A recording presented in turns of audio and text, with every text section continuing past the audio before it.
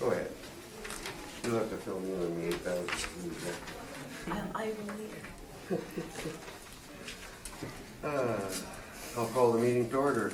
I'd like to begin by acknowledging that we are on Treaty 1 territory and the traditional homeland of the Métis Nation. I'll introduce the panel members first. To my left is Laurie Davidson. To my far left, Mark Borski. I'm Marcel Larondo. I'll be sharing this afternoon. And the assessor today is Kem Wong. Our administrative assistant today will be Carrie Balshaw, and I won't be on the board after today. We'll be hearing applications for revision of the assessment rule in accordance with the Municipal Act. The matters for which revision is requested have been described in each application, and we will limit discussions to those matters. The statements that applicants or the assessor make at this hearing are sworn testimony, and anyone speaking to the matters must be sworn in.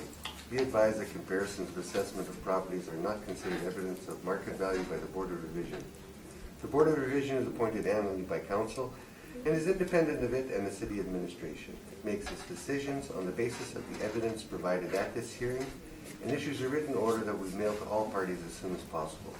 Please note that the Board's decision with respect to an application may be appealed to the Manitoba Municipal Board if the matter pertains to assessed value or classification, or the Court of Queen's Bench if the matter pertains to application of exemption from taxation. Should you wish to appeal, information on how to do so will be included with the board order. With respect to the hearing process, I will confirm the matters to be addressed with each applicant following the swearing in. We will then have the assessor's testimony followed by questions that the applicant may have, and the applicant's testimony followed by questions. Each side will have an opportunity to summarize if they wish. Once all the evidence about an application has been brought forward, the applicant may leave. The process will repeat for each item on the docket today.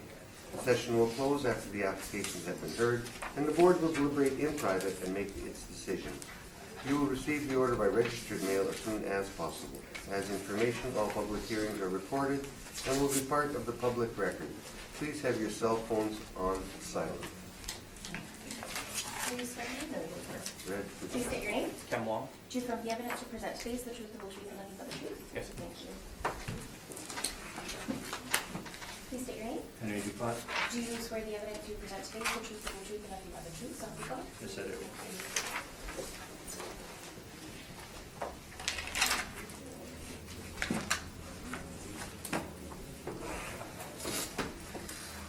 First property on the docket for today is 187 de la Catedral Avenue, and we have a liability and taxation, amount of assessed value, and classification of property. And you're going ahead with those? Yes, I am. If that happens, then we start with him, don't we? Correct? We'll be starting over here. Henry, if you could read on the file number and the, you're first when you're doing the taxation and classification. All right. File number 19-3656. Premises 187 de la Catedral. Roll number 06060609 100. 2020 Realty Assessment Appeal. So we appealed a classification liability to taxation as we did for all the method of housing. I did not bring any legislation at this point, but it's seniors and it's nonprofit, and that would automatically get the 40S, the school exempt. The assessor has not allowed for it because method of housing has not made an application to them. And they argue that it's a Crown Corporation. However, the Manitoba Housing and Renewal Corporation is a non-profit Crown Corporation. It does not provide any profit to back to the government. It's not like the casinos or the lotteries. They don't. So any profit they would make anywhere would go back to other non-profits, and then it's geared. Rent's geared to income, so it's the giving money to the tenants. So I don't have anything official. I do know that We have lost a few in the past year. We have a court case going, went out to Untitled, and this matter will likely end up in the court. So that's my submission on the class liability. Kim, any questions on that? So you're, no. What? Is this a licensed facility? The Mountain Housing is the one that issues licenses, and they don't want to issue a license to themselves. But otherwise, you have no documentation that would say what it's. Oh, I do have an agent opportunity in my brief. Or what is that? The page 17 from the website says gear train comes supportive housing, and then they have agent opportunity has it also. It says the middle of the page, monthly rent matches €2, 30% of income, etc. Whose website is this? Under SHENU, Long-Term and Continuing Care Association.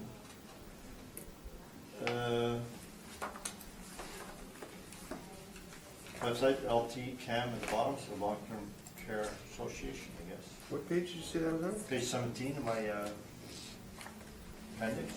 On your appendix. It's in the appendix, yeah. What is the relationship between Shenu and MHRC?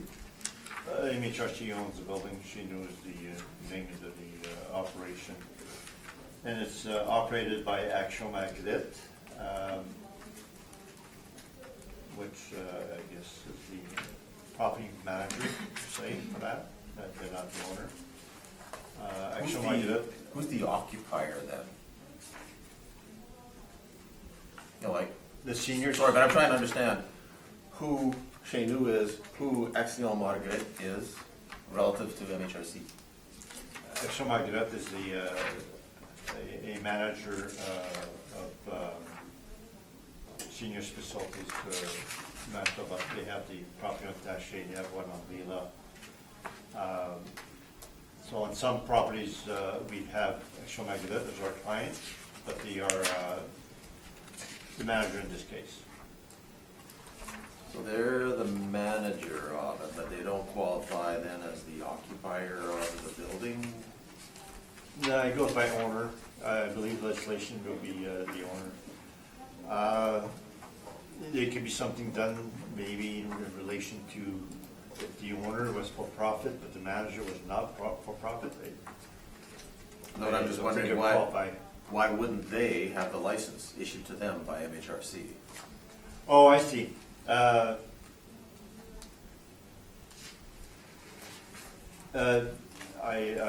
stand corrected. I don't know if they do have a license. It's possible Okay.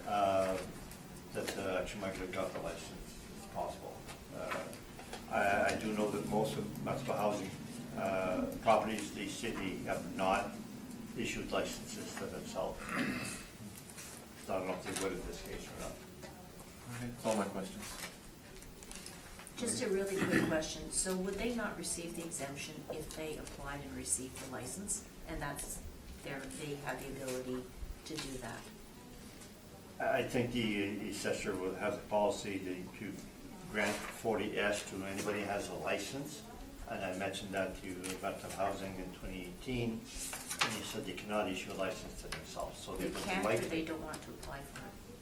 I guess it wouldn't look good that they issued license to themselves. Okay, thank you. Thank you very much. Why can't I find this page 17 or 70? Oh. Has anybody else found it?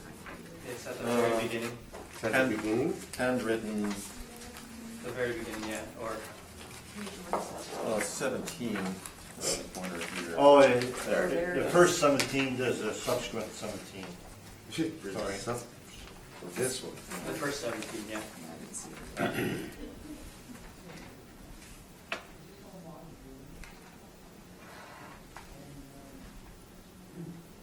Now, in here, it doesn't say the age.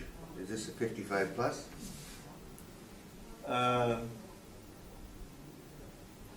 But it says they're for seniors on fixed income, second sentence. That wasn't my question. Is this? Oh, is this 55 plus? Well, if it's seniors, it would be 55 plus? 65 usually according to the act. Oh, yes, but that has been changed. I mean, MHRC has been granting licenses for 55 plus for years and years and years. And there's an amendment, not an amendment to the act itself, but a change in regulations that allow it 65 to 55. You didn't bring that change in the No. reg, did you? No, it did not. No, and the assessor has been granting 40S to anything 55 plus. Anything has a license and method of housing issues licenses.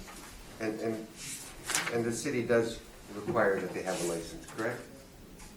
No, they did not know about licenses until I brought it up a few years ago. And I wanted to change the classification, and they said, how do we know? And I said, oh, well, they have a license. And I sent them a license, and they said, oh, we changed our policy now, we ask for licenses. So it's not part of the act. The act doesn't say you need a license, it just says it's operating as a seniors housing, and it's not profit. That's what the act says. It doesn't say you need a license. That's part of the policies that they have, but it's not part of the legal requirements. And that's in the City of Winnipeg Act, right? Or No. which act is it in? It's, no, it's under regulations. Is it the Elderly Infirm Persons Housing Act? The regulations, I think 23(1) B or C, it says that you would have institutional school exempt if you operate a seniors housing nonprofit as per Elderly Housing Act. Then you have to go to the second act, and that act says 65 years of age. That act has not been amended, but there has been a regulation change filed so that the MHRC issues licenses to anything 55 plus. 55 plus has been in it for a long time. And they issue licenses for anything that's 55 plus. Okay, Could I ask another question? you may. Is that a regulation change or a policy change?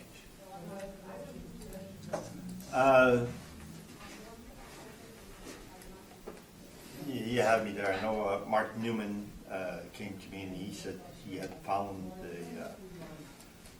the legislation change by law or whatever it was. I never did get that from him. All I know is that the multiple housing application form, which I have, says in there 55 plus. Okay, that's all. And that application's not in here, is it? No, I didn't bring any the data to fight this here. It's just we have it under appeal. City has the burden of proof. I should have brought more information. And if you say no, it'll likely end up in court with the others. Well, right now you have the burden of proof. Okay, so decide as you may wish. Because I'm giving you verbal only. Cam, did you want to present on that, on the classification and the taxation? Yeah, I guess this property is owned by Manitoba Housing. Manitoba Housing is a Crown Corporation. Crown corporations have a section of the Act which they fall under, and they fall under Section 21. So, in which case,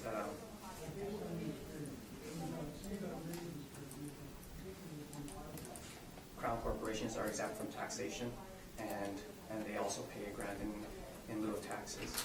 And as part of that grant in lieu of taxes, that grant, it goes towards the cost of municipal and school services. And this is all, and that's part of the Housing and Renewal Corporation Act. So with regards to, in my view, it's a Crown corporation. It has a section of the Act that handles Crown corporations and how what their class and liability should be. And in the current class and liability is the correct class and liability with accordance with the Municipal Assessment Act. Do you have some questions of Kim? No, I would have comments on that. I guess in summation. In summation, okay. Do you have any questions of Kim? Or do you have any? So it states that the grant in lieu is for school and municipal taxes. Yeah, under the Housing and Renewal Corporation Act, in terms of, in the section grants in lieu of taxes, 9.9 brackets 2, in lieu of the payment of taxes, the corporation shall make annually and to any municipal or local government district in which land or personal property of the corporation is situated, grants towards the cost of municipal and school taxes in the amount fixed by the board. So this is from the Housing and Renewal Corporation Act, saying that they should pay municipal and school pay the cost of municipal and school services. And with regards to exemptions, it is stated in the Municipal Assessment Act that crown corporations are exempt from taxation, and in turn they eventually fall into the they pay grants, and which are covered by a few other acts, or the Municipal Act. Do you have a copy of this act with you, or can we have a look at? Did you bring a copy, or I mean, what were you reading from? It's just an excerpts from the acts. Is it in your information, or? I can, if you guys would like this, you can have it. Yes, please.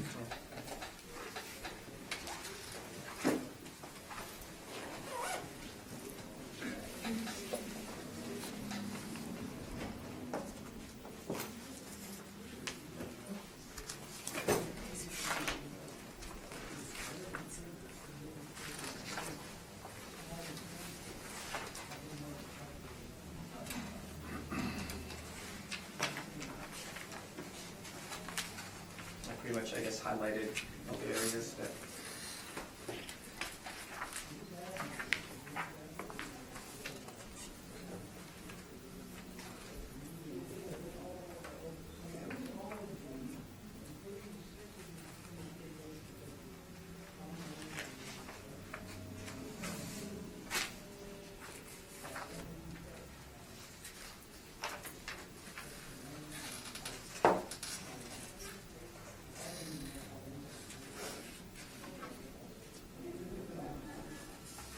Do we know what was repealed? Repealed. There was two areas that were repealed in the act. I'm not Information under aware 4 of and 5. that. Just says it was section 43S 35.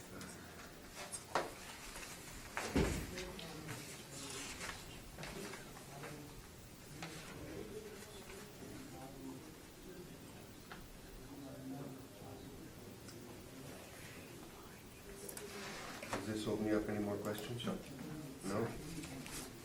I'm good at this time.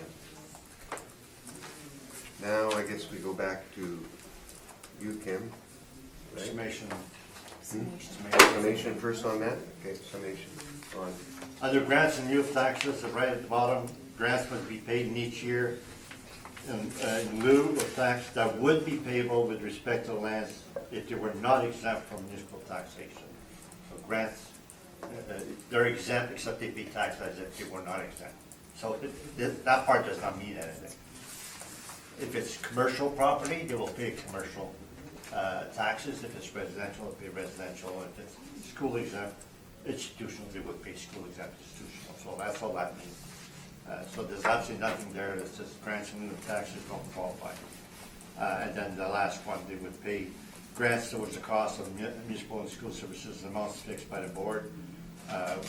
There again, it's the same thing, that it would be, if they were not exempt to start with, what would they pay?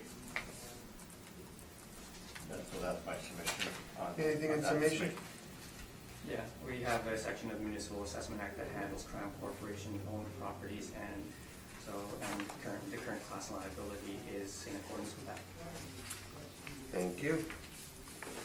On with your presentation on the assessed value. Please. The subject property is 187 Gala County 50 Drill. The roll number is 060-606-09100. It's a residential apartment block that's 8 stories high. It's built in 1973 and has 101 units with 61 outdoor parking stalls. On page 3 is our income valuation summary. We use average rents of $644 to get a potential income of $780,000. We use a 1.8% vacancy to get an effective gross income of $766,000. And we use a 53% expense ratio to get a net operating income of $356,000. Capped at 5.1% with an estimated market value of $6,993,000, so $69,000 per unit. On page 4 are our rent comparables. Shows that the rents we've used are in line with the market or a little bit on the lower end of the range. On the bottom of page 4 are some expense comparables. What's the typical apartment expense ratios being from about 43 to 53%. And the subject property is at the top end of that range at 53%. On page 5 is information on how we derive our cap rates. Our cap rates range from 4 to 7.3%, with the majority of them falling between 4.9 and 5.3%.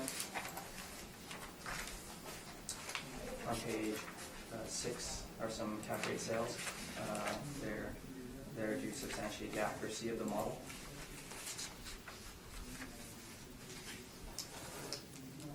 And on the bottom of page 6 is the sale of 500 Portage, which has a cap rate of 4.07%.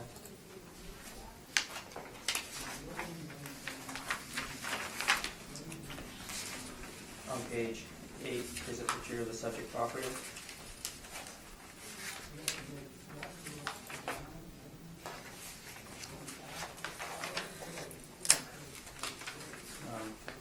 Page 9 is some information on the subject property.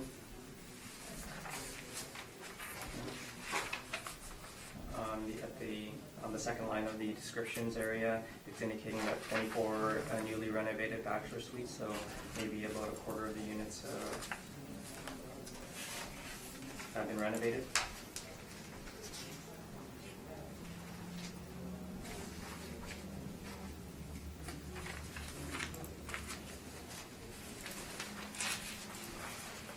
Page 10 is income statements provided by the warrant.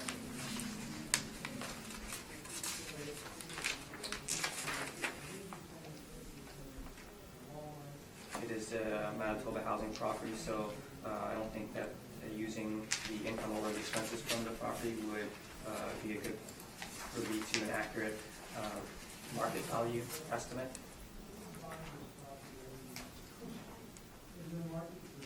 So we're using market parameters to try to estimate the market value.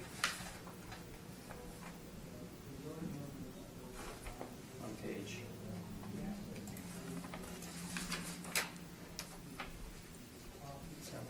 12 are the Cmhc market rents.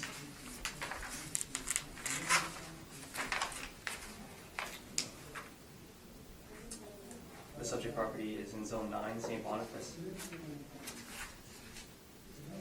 And you see on the top of page 12, the average rent is about, Cmhc rents is about $705 as compared to the models applied at $644 rent. So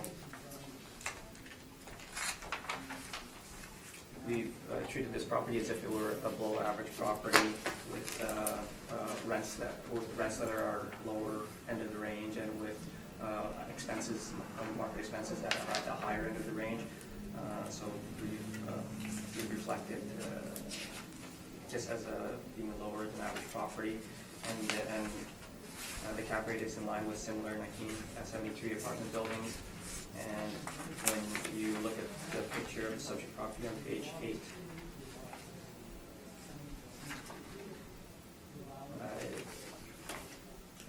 a regular cap rate would apply to a building like this.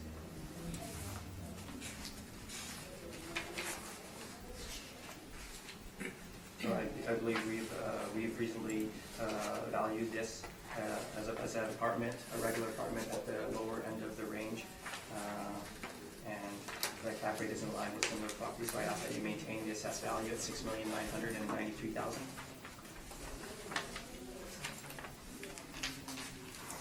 Questions, Henry? Yes, the cap rate you have in this is 5.1. Would you not agree that your normal cap rate for this age group is 5.3?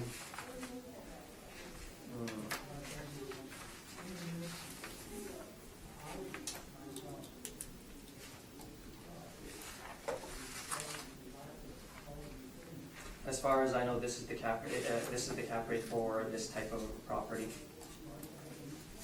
Would you agree that you don't have a different cap rate, whether it's high rise or low rise? Yes. Would you agree that your cutoff in age is usually 1975? I believe it's around there. Yes.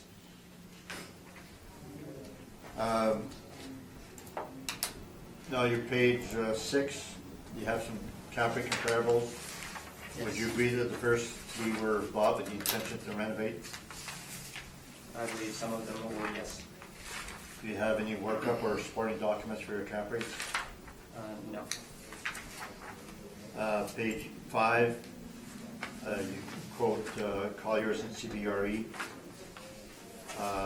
For high-rise, Colliers is at 5 to 6, and you're at 5.1, so you're at the low end. Why should it not be around the 6% or at the high end? Well, because the sales information that we have supports the cap rate, supports these cap rates. These cap rates are based off of sales and income and expense information from a lot of the property owners in the city. So that's where we get that's how we get the cap rates. That's all questions. Lori? Quick question on your cap rate. So I'm looking at this information you've provided, and almost all of the suites are bachelors, Okay. and you've ranked it, you indicated as below average, and it's in St. Boniface. So the fact that the ratio of bachelors to the total is quite high, is that taken into account in the cap rate? I'm not sure. I don't believe so, but I'm not sure. Okay. Does the fact that a high-rise with this many bachelors relative to other size suites typically impact the cap rate? Not as far as I've seen. Some people have seemed to indicate that if it doesn't have the absolute perfect suite mix, that nobody's going to want it. But as far as I can tell, anything that comes onto the market, people want it, and that includes properties that are higher in bachelor suites. Okay, thank you. Mark? Yeah, what she asked. Good call. Did your model on the cap rates include any of the sales from Manitoba Housing of their buildings? I don't believe so, because Why would they have fallen out of this? you know what? I don't know, but I don't believe they would be, because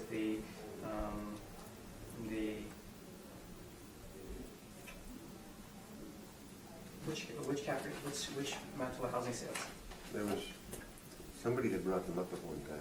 Okay. Just wondering I'm wondering if there was any sales from Manitoba Housing that might have been caught in your model. I'm not sure, but I have seen some that have been sold, from Manitoba Housing to potentially these organizations. And and basically they in order for Manitoba Housing to sell them, they have to get an appraisal on them. And I've seen some of the appraisals, and basically the cap rates are actually in line with the cap rates that we've seen. The cap rates. But you're not sure if they used them in your study? I'm not sure if they use them in the model. Okay, that was basically my question. Sorry. Yeah. Thank you. On with your presentation, Henry. Is that all on cap rate?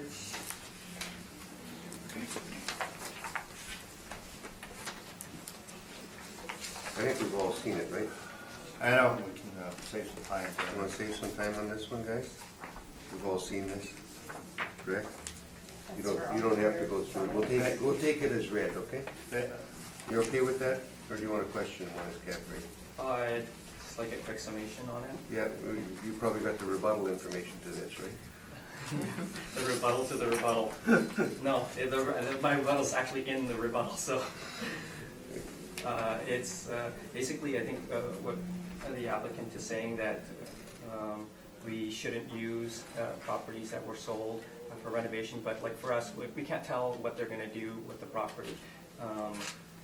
But that set aside, the board does not accept, like, as part of the information on page 9, says that the board does not accept that any intention to renovate should disqualify a property sale. So the applicant is saying that all these properties should be disqualified because, you know, they were renovated. For one, we don't know what they're gonna do with it. But for two, that even that being the case, the board says that any intention to renovate the board does not accept that any intention to renovate should disqualify a property. So they're saying that it is okay. We've heard your side before. Yeah. Thank you. Any questions? We're good? No, You I have a question? Yeah. Okay. What percentage of properties in Winnipeg sell in a given year? No idea. Okay. Any idea what percentage of the ones that sell are sold for renovation soon after the sale?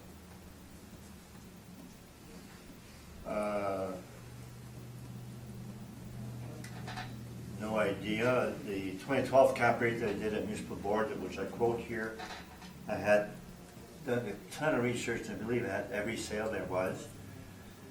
And I had done a bunch of research as to whether it had been renovated or not. And so in 2012, I had a percentage.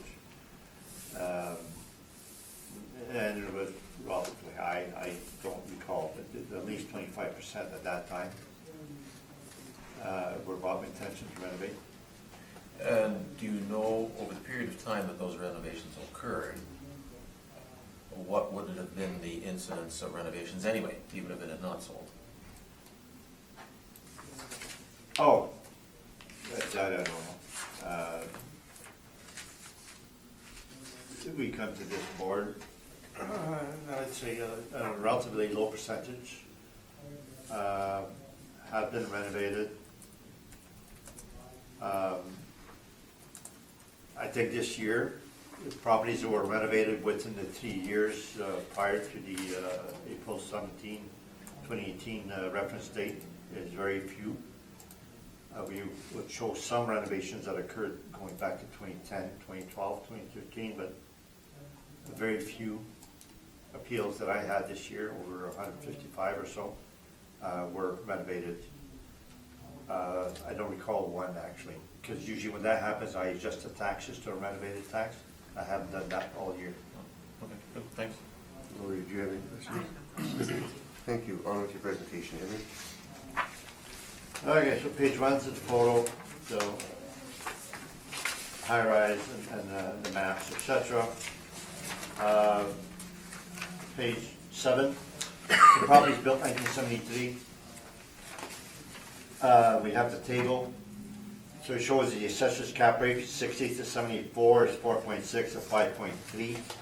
The 4.6 is for properties that are below 20 suites, so the mom and pop, the assessor has low cap rates, but anything over 20 suites is usually 5.3. Today it's 5.1. I have no idea why, but normally their cutoff age is 1975. Then it goes to 5%. So the 5.1 is very strange. So 60 to 79 from our cap rate study is 6%. So I have to give you my cap rate study next time. And a repair maintenance study also.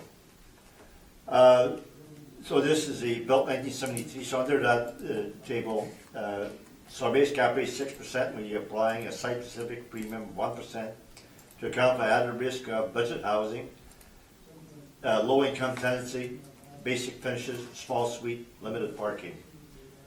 Next page, which I forgot the number, page 8. Top of the page shows it has 86 bachelors and 15 one-bedrooms, so very high count of bachelors, 85%. And bachelors are not welcome in the market unless they're geared to income. So therefore, if you were to buy it for normal purposes, it would be not welcome. So it's a high risk to try to rent a building like that for bachelors without subsidy. The parking is 61 stalls, so it's only 60.4%. The gross square feet per suite, 579 square feet, including corridors, etc. Extremely small. So at the bottom of the page, it shows that we accept the assessor's net operating income. We apply a cap rate 7%. And it shows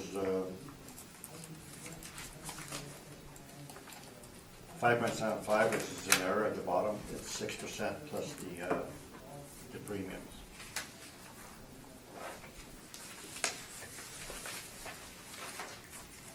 Now, part of the appendix, we have a bunch of decisions from the Board of Revision. So we start with the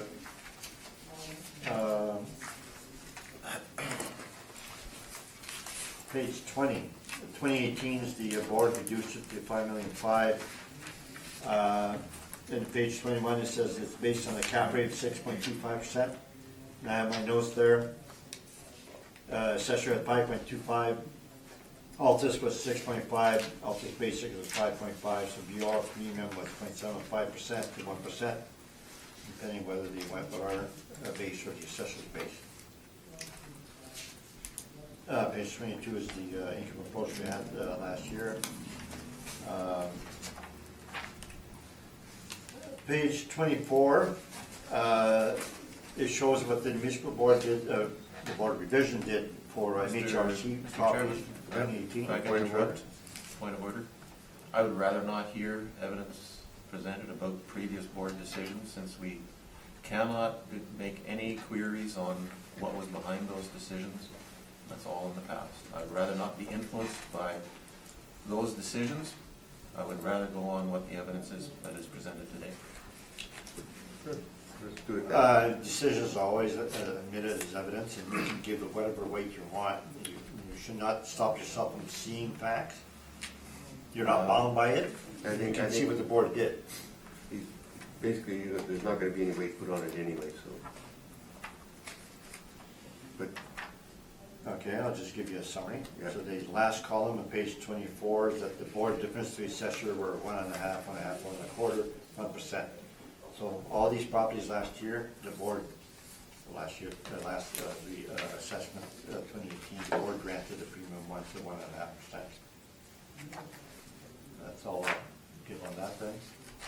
And I got some more reports, but I'm open for questioning here. question, Kim? Have there been some housing properties where the values were confirmed? Yeah, I am not saying that we won every decision at the Board of Revision. These were the decisions where we won the premium 1 to 1.5%.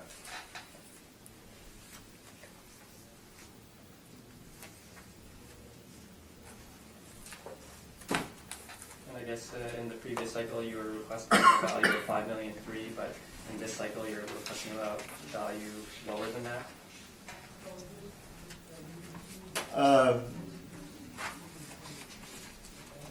Yes, I guess and depends what rent, we use the district net income, we're using $346 in net income versus just $358. We're now $356. I guess the difference is in cap rate, yes.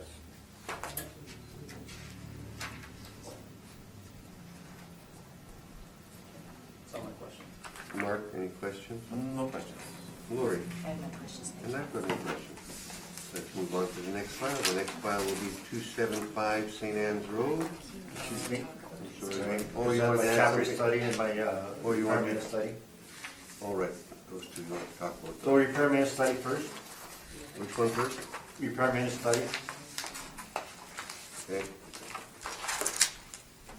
And these go for all the files For all today, right? properties. Good. Yeah, so the page one of the But I repair think study. we've already heard these, haven't we? Mark, have you heard these? Have you heard these, Lori? Cam, have you heard these reports? Right, it's nothing surprising. Yeah. Can I just give you Yep, 1 or 2 yep, minutes? give us a couple minutes on it. We have them all by different categories. We have 15 categories. The one has the most, there's two, the index number 5, high rises, 24 properties, and actual repair maintenance 2009 is stabilized 1691. The rent is 977 per suite.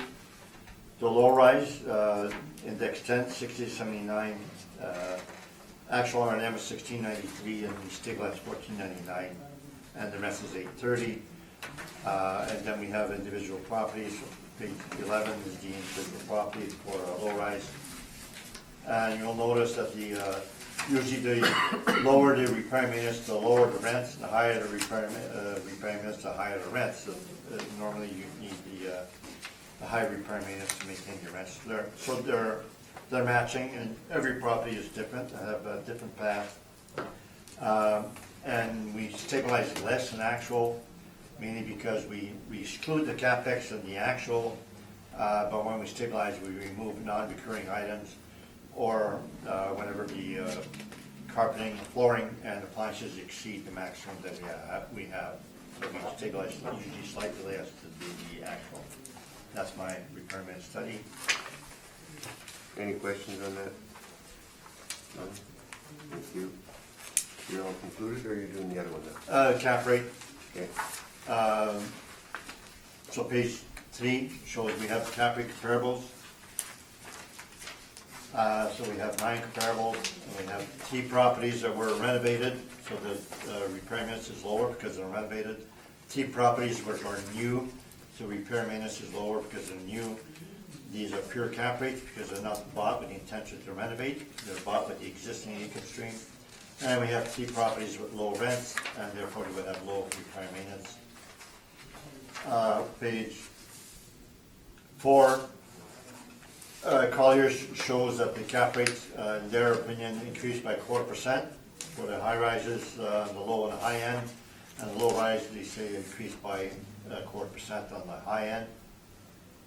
CBRE shows low rise A, low rise B, and with their low rise B starts at 5.75%. That would be for properties built prior to 1998 or whatever, and the assessor's cap rate for this age group is 5.3, so their assessor's cap rate is much lower than CBRE would have. Also on page 4 shows at the bottom that the 5-year mortgage rates increased by 0.6%, over 0.5%, and that's why the cap rates have gone up. There's a quote middle of the page from Collier stating that the increased mortgage rates affected the cap rates. That's my cap rate report.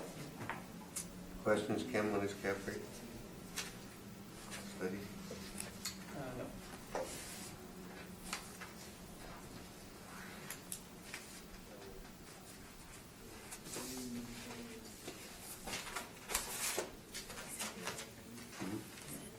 You said no? Mark, do you have any questions? Lori? No. No questions, thanks. I guess I do have one now, because you keep putting down that there's a premium for social housing and basic finished suites. Nowhere does that show up in your cap rate study, does it? No, no. Thank you. Yeah.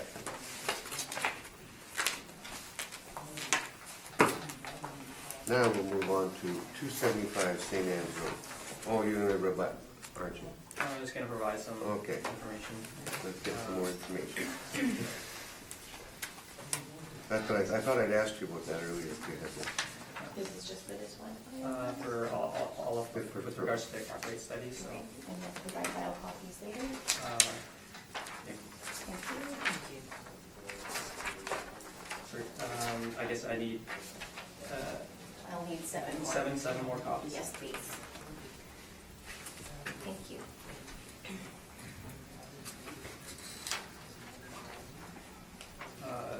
Go ahead. This information is just to, like, their Altus cap rate study is supposed to produce cap rates that are representative of properties that they're valuing. What I'm showing you on my sheet is like the repair and maintenance for the properties in the cap rate study. The repair and maintenance is very, very low at $629, whereas the repair and maintenance for their subject properties, in this case, is $1,567. What I'm trying to say is like that it seems like their Altus cap rate study, their repair and maintenance is very low, and which increases their net operating income and increases the cap rate. It seems like, but it's not comparable to the properties that are in appeal today. If their sales in determining their cap rates were similar to the properties today, their repair and maintenance would be somewhat similar. I'm not saying they shouldn't be different. I'm just saying that it should be somewhat similar, and in this particular case, it is not similar. So I just want to show that the properties, the sales that they use to reduce their cap rate are not representative of the properties that they're actually trying to value. Do you have some questions on that? So you're saying that the repair maintenance I stabilized for subject properties, it's not necessarily wrong, is that it's not similar to those in the cap rate study? I'm saying that they're not representative of the properties that you're in appeal today. Okay, that's all questions. Mark, any questions? No questions. Lori, any questions? None? Let's move on. Summation? Summation. Go ahead. No, Summation. we went site specific on the subject property, we went site specific on the cap rate, and they don't need to match. Thank you. Thank you. You want a summation on that too? Yeah, I guess if they had used sales that were representative of the properties in appeal today, the cap rates would be lower. Okay, thank you. That concludes the matter. We will now move on to the next one, which is 275 St. Anne's Road. And this one is amount of assessed value. So Cam, you will be starting. When you are ready.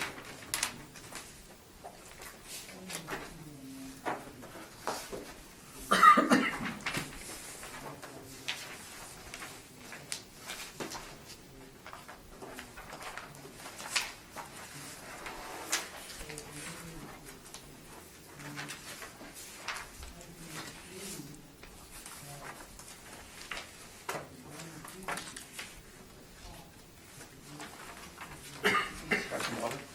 Please do.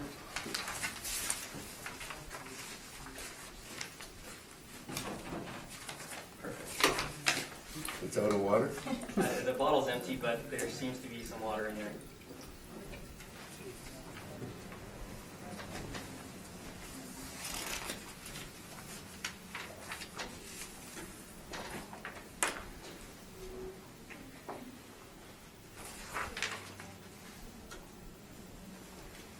The subject property is 275 St. Anne's Road. The roll number is 080-021-70400. It's a residential apartment block that's 6 stories high. It's built in 1975, and it has 96 suites with 53 outdoor parking stalls. On page 3 is our income valuation summary.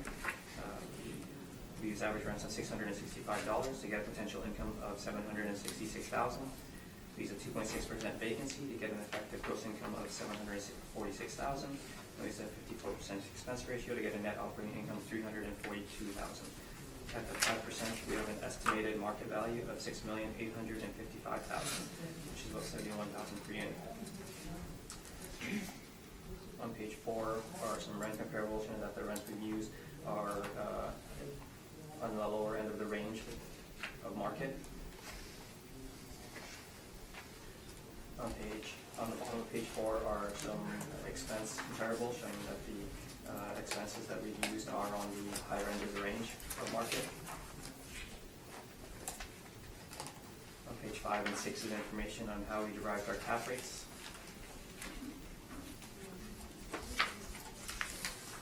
On page 8 is a picture of the subject property with its location.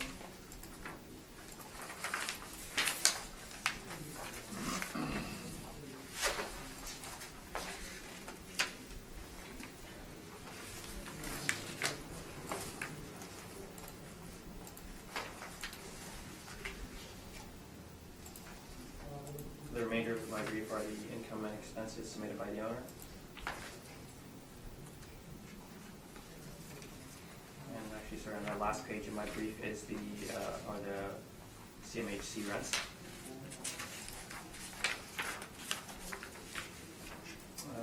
The average CMHC rent for this suite mix is $886. And the model has applied a rate of $665.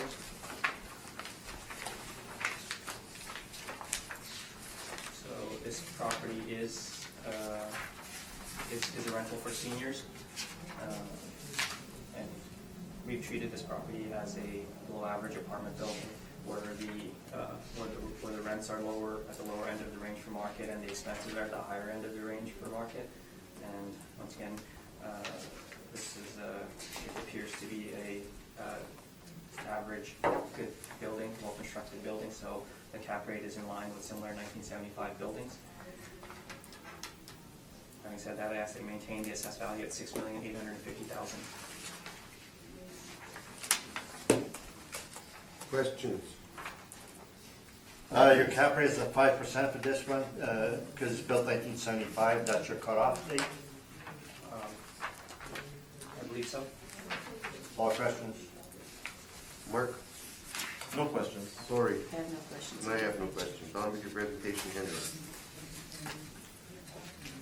40 page 1, the maps, etc. The page 7, well, page 6 is that we choose the cap rate, so the subject is built 1975. And the assessor has a cutoff in 1975, the table on the left. Our cutoff is 1979, so we have 6%. Then we add 1/4% for small suite size, so we have 6 1/4 cap rate. Page 7, we do an analysis of repair and maintenance, which we haven't done that much this year. We've done that in the last couple of weeks.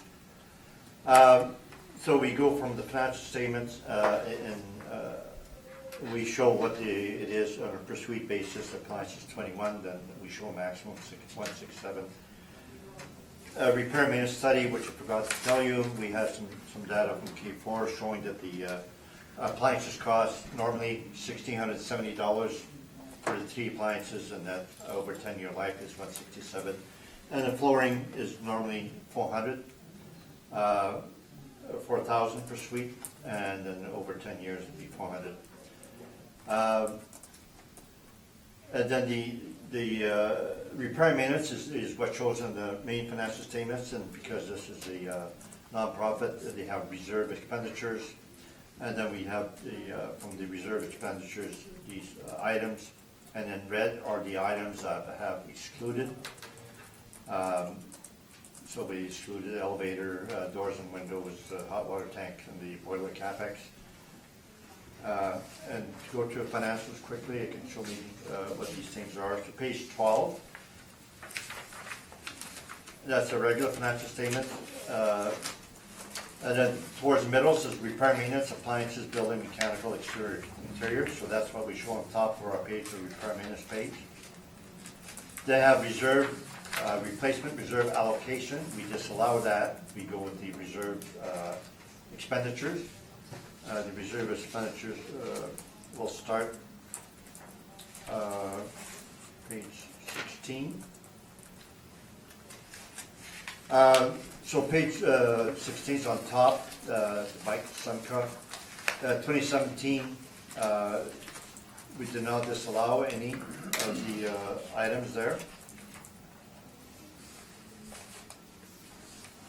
But for 2016, we should have put the X, but you'll see the elevator 4060-40, we disallowed that.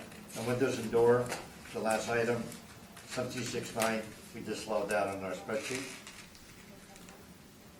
Page 17, that's a 2015-14 reserves. And you'll see that we disallowed 3 items for 2015. So we disallowed the second item, boilers, 16,456. We disallowed elevator 109, hot water tanks 9266. So those are the items, and that's the financials, et cetera. So now we can move to page 8. We have the floor plans, et cetera, in your appendix. The bachelors are 375 square feet on top of the page. One bedroom is 424 square feet, two bedrooms 567 square feet.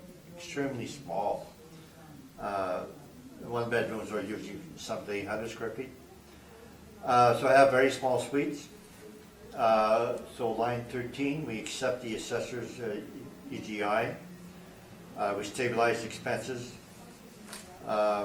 We have the comments on the line 3 is that the rents is now 8.5% higher than 2018, which is a bit of an increase, a bit on the high side. We stabilize the expenses in a normal way, so we go actual 2017 for insurance, utilities, the caretaker usually, unless they're erratic, and the utilities line 23 are very stable, 104, 104, 108, so therefore it's quite stable. Repair and maintenance, we've gone through it, so that the line 27, we stabilize that. It's 787, and then the reserves line 29, we stabilize at 270. So overall, repair and maintenance 1,057, and for that age group, it would be 1,500-1,600 per suite. So this is on the low side. And taxes, we went the calculation at CC20, which is a normal calculation. So this is school exempt. We give it a market value, so we give it market taxes. And the assessor has agreed to that in the school board in 2018. So our net income is 324,000, which is slightly less than the assessor at 342. Our cap rate is 6.25. The value is 5,194,000. That's my report. Actually, my comments on the right is wrong. It says 6.5 premium, so it's actually 0.25 premium.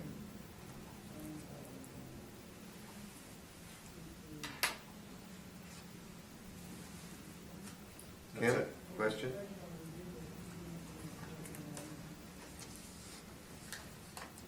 So you're using their actual expenses of a nonprofit for your Yes. valuation? For the operating expenses, yeah. How come you wouldn't use their income? The income is much lower. I use yours. I use the market. Why wouldn't you use their income if you feel it's accurate? No, we is established by municipal board many times. Virtually all the nonprofit that we went to municipal board, we had 200 departments under case management. 2018, 2019, we use market income, actual expenses. That's a normal procedure. Well, no, I'm just saying, why wouldn't you use their actuals? Why wouldn't you? Actual, Income.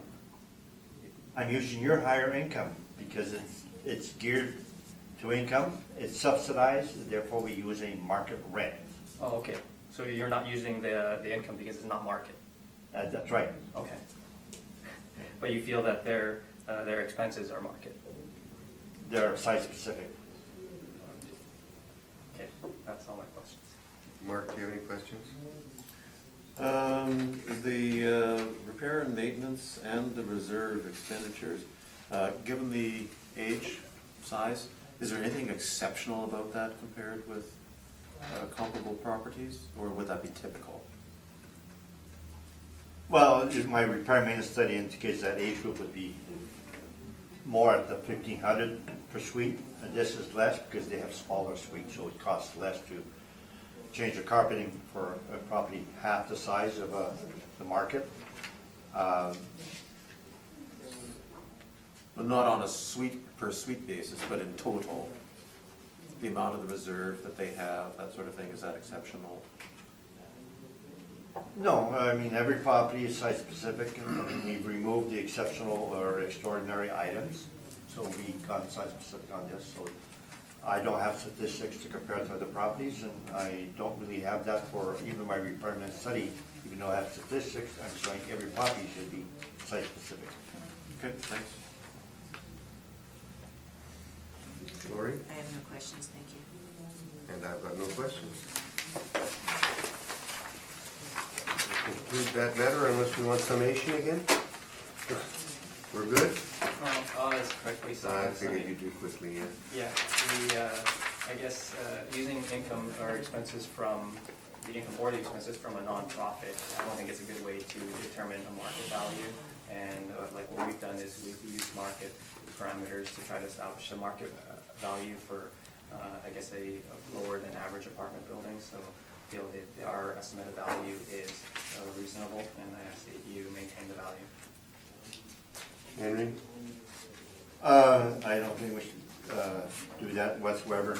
We go site-specific, and there's no reason not to go site-specific expenses. We've agreed to site-specific expenses at the municipal board for all the other. That's a new argument. I don't think we should give any weight to it. Thank you. That will move on to 50 Laurel Avenue.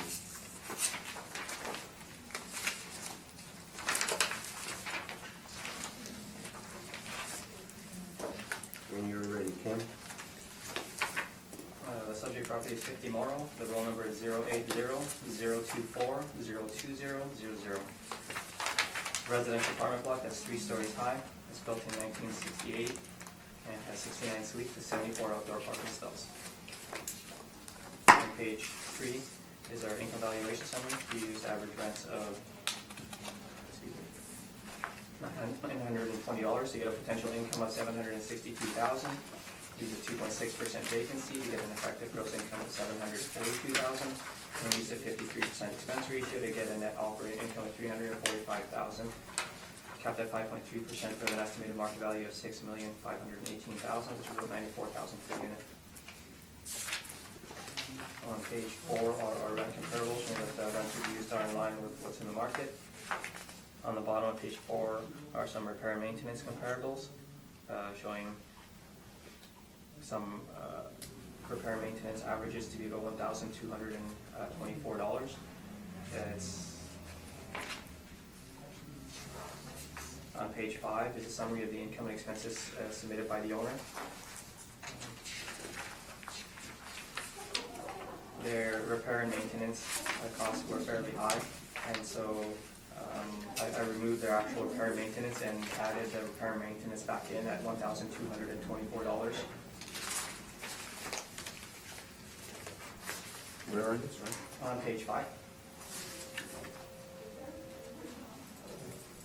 You'll see under 2017, their actual repair and maintenance per unit is about $4,317. It's at the full operating expenses. So that's definitely higher, and it's highly likely to include capital. So I'm applying a market repair and maintenance figure instead of their actual repair and maintenance figure, which I think includes capital. After making that adjustment, their estimated operating income is about $394,000, which is higher than what the model is estimated at $345,000. So I believe that their actual performance supports the model. On page 6 and 7 is information on how we derive our cap rates.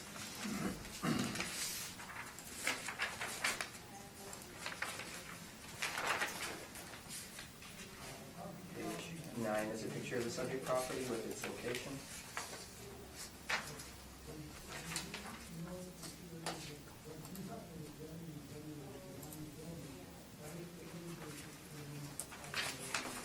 The remainder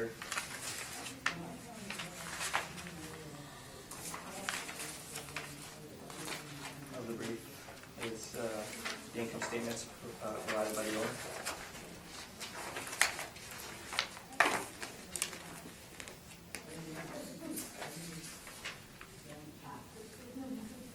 So after adjusting for their higher repair and maintenance, their actual performance supports the model, or something even higher than the model, and I asked to maintain the assessment at $6,518,000. Questions, Henry? Your page 5, where'd you get your repair and maintenance 1224? On the bottom of page 4. So you went with 3 comparables? Yes, For comparables? yes. Do you know whether, how you adjusted those? Did you remove any capital expenditures? I believe so, yes. I don't have them in front of me, but I did review them. Do you know if any of these properties had lower rents on average? I don't know.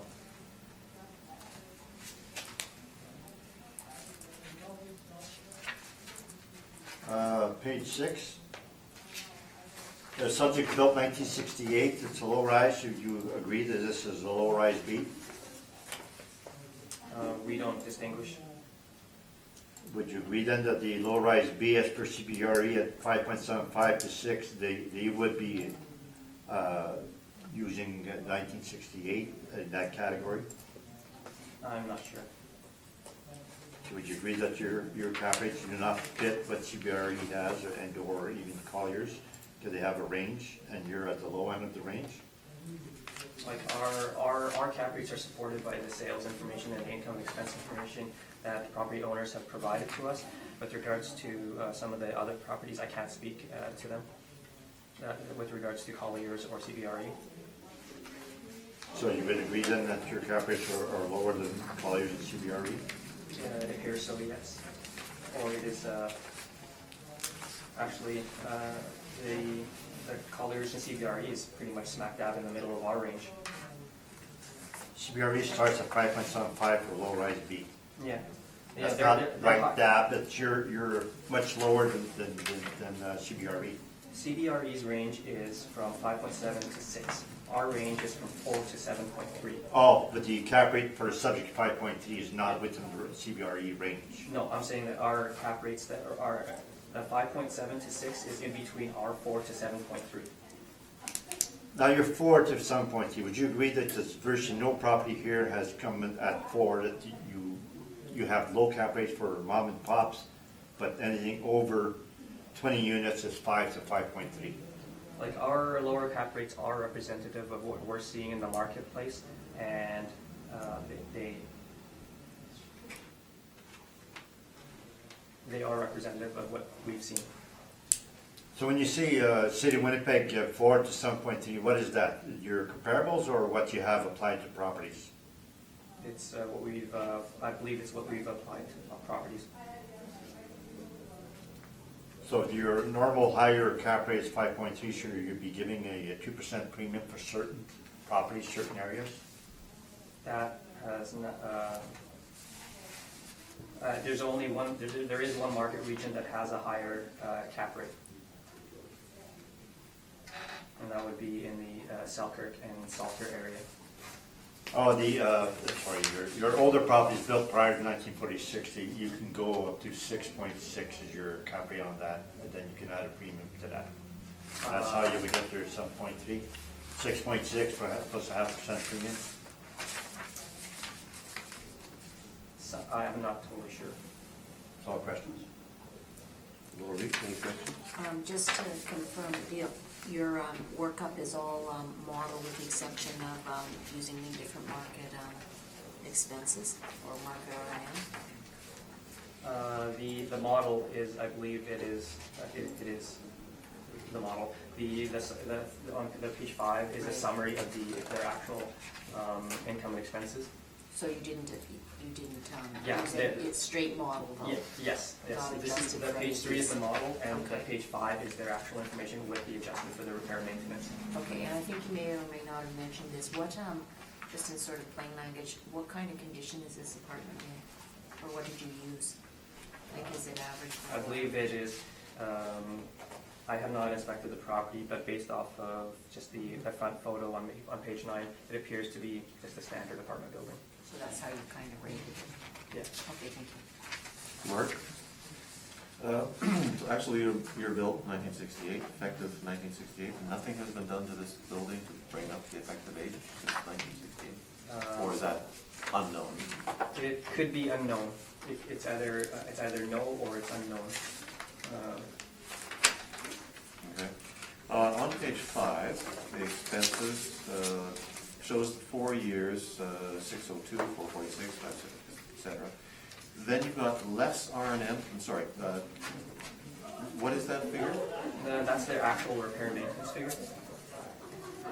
What is the 602, say in that 2017? What is 602, 207? So that's their actual expenses. That's their actual expenses. Including the higher repair and maintenance. Oh, that's total expense. Yes, yes. Out of that, Yeah. R&M was 297. Yes, yes. Okay, so you've taken that off of the 602, you add in for R&M instead, 84, consequently winding up at 380. Yes. Okay, now I follow. Okay. Okay, thank you, that's all. Any summation? No? Oh, I have to present my, What do you want to present? On with your presentation, please, Henry. photo, page 1. Yeah, it's an older walk-up, 2.5 stories, so the bottom stories, the half in the basement, no balconies. Shows where it is on page 3, St. Patel. So it's built 1968, so our cap rate on page 6 is that it would be 6%. Page 7, this is owned by Phoenix, so the financial statement shows one item for repair maintenance, so we obtain the general ledgers, and then we put them on the spreadsheet. So we exclude the capital purchases and general building CapEx. We exclude half of that. Then we show on far right the maximums that we have. So the appliances, actual stabilized at 69 per suite, below the, the 135 below the maximum, 167. The carpet, we stabilized at the 5-year average, which is 362 below our maximum. Painting, the middle of the page, we allowed only 38.5% of painting to bring the average down to 174. We refuse and snow because we stabilized that separately, so that's about 7,000. So you'll see that the 297 is the financials, but for repayments, but once we remove or refuse and snow is about 291. So we show the CapEx of the R&M, excluding CapEx and waste and snow in blue, and that's what we would have in our repair and maintenance study, those figures in blue. Now we stabilize at 128, 296, because we've excluded certain items. We've done the landscaping maintenance, we exclude the high 2015. And the painting, we stabilize at only 38.5%. So therefore, we have lower than actual. That's 1859 per suite.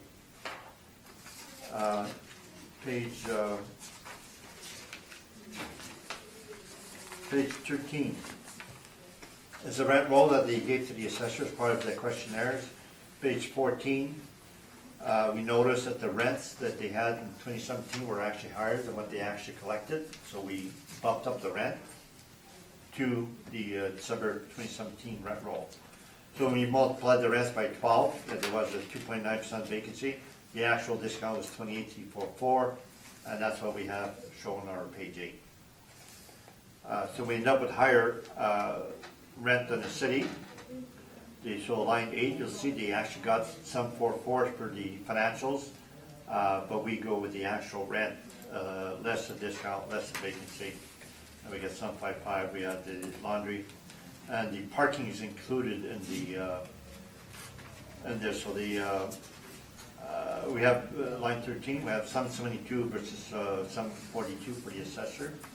Line 3, the rent is 940 per suite, which is on the high side for a 1968 building. A repair maintenance study indicates it was 813, I believe. Or 830. 830. So the rent is over 100 per suite higher than average. And part of that is they're spending higher than normal. Repair maintenance, or line 27, our repair maintenance is 1859. The reason they're getting the higher rents is because they're spending the high repair maintenance. Other items are stabilized in a normal way.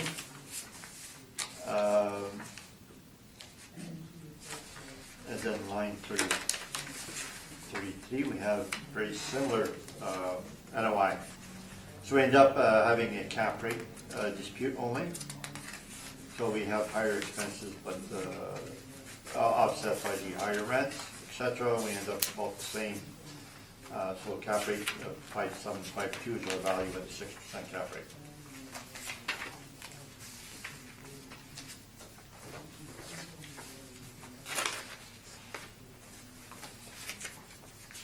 And that's my submission. Ken, questions? You see your page 7 is from the general ledgers. Yes. Have you provided the general ledgers? No, I have not. That's all my questions. Lori? Just a quick question. You've used the 6%, that's consistent with your cap rate study that you outlined on page 6. So if you looked at it site specific, does 6% still apply? Yes, we apply the 6% to all properties with certain age groups. We go the same way as the assessor. We do cap rates by age groups, and the only thing we defer with the assessor on the age group is that we have a cutoff of 1979 instead of, or 1980 instead of 1975. So there'd be no reason to deviate it from this average cap rate study?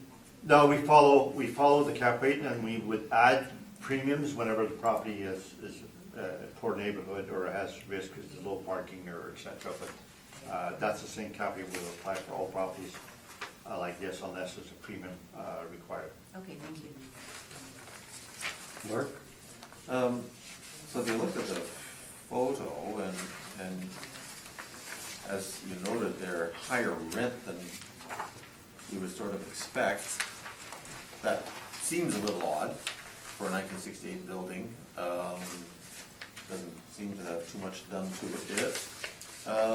But you're saying that they're spending a lot more on R&M. What about capital? If I look at the air photo, kind of doesn't look like the roof has been done recently. Windows, like this is probably where photos of the interior would kind of help. But what is attracting people to this building and getting them to pay higher than normal rent? It will be just street decoration. Part of the repairman study would show the turnover from Cmhc. Cmhc says the turnover of apartments is normally 22%. So you got 22% of the suites that turn over every year, and whenever the suite vacated, they recarpet and or repaint and or change appliances as needed. So they do that well. And on page 7, there's no large items. There's no roof there. They had the high plumbing and the last line, 2017, which we disallowed, and it has some high landscaping, but nothing structural. Well, actually, capital purchase was 3,000, so it was very little. So heating, maintenance, nothing? So No. how old is the heating? There's no cooling, I assume, but heating system? No, Phoenix takes really good care of their properties, and this one happens not to have anything, heating maintenance. Others would. They replace their boilers when they have to.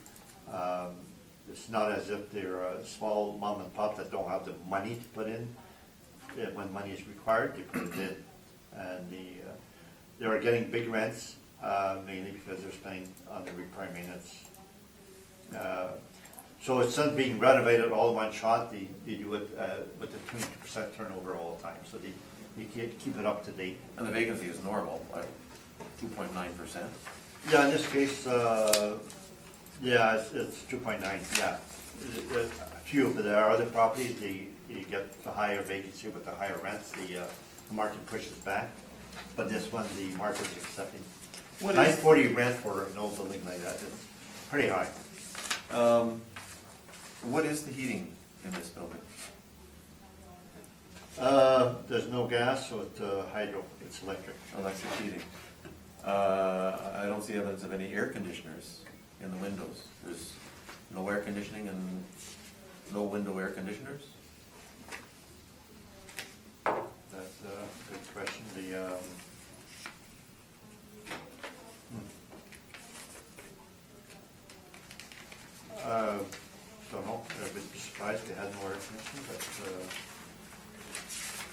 Yeah, if it's not the windows, it would have to be central, so. And it's, Yeah, it's Well- slightly central. but I it's not don't gonna be think- central if it's baseboard heating. Electric baseboard heating. Oh, yeah. What's attracting people to this building? I do see window air conditioning there. Oh, where? On the photo. Right below the windows. Yeah. Oh, I was looking Looking in the in window. Okay, all right. Yeah, okay. Mike, yep. Sorry about that. That's all my questions. Yeah. Let's go back to your page 8, the parking, you said that, all you did is say number 15, it's included in the rent that you established at 806,000, is that what you're saying? Each other year was a separate line, except for 17. You even have an average of 29,399. And if you don't show it as revenue. Well, page 15 is 2016 has no parking, 2016, it shows parking, 30,000, 30,164. 164.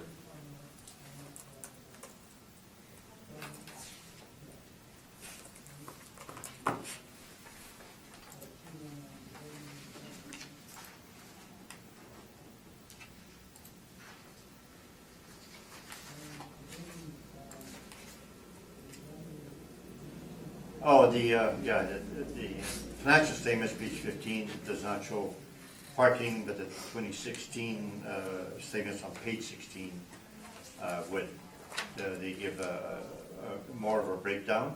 Mhm. That's a different type of statement. So there was no revenue in 17? In 17, we don't have the breakdown type of statements. We have what they have there. So they had some 43,424 in rent, including parking, and that's what we show. And then they had bad debt recovery of 419, which comes to some 44. And the rent roll that we have does not show any parking revenue. It shows potential rent vacancy, actual rent, concession discounts, write-offs, so they don't show any parking income. So you're saying with the new rent, they are including parking, is that what you're saying?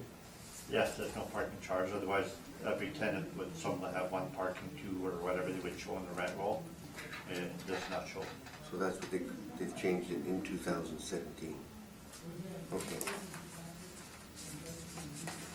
So that would make sense for why the roll jumped up to 806 from 704 on average. Yeah. Okay, good. Thank you very much. That concludes that matter, unless you gentlemen want to put another summary in. You're good, you're good. Thank you.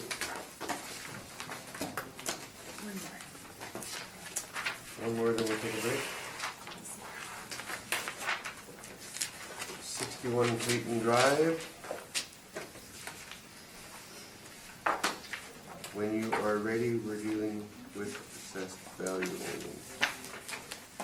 The subject property is 61 Clayton, the loan number is 080-027-650-00. It's a residential apartment block that's 3 stories high, built in 1966 and has 36 suites with 36 outdoor parking stalls. On page 3 is our income valuation summary. We use average rents of $953 to get a potential income of $411,000.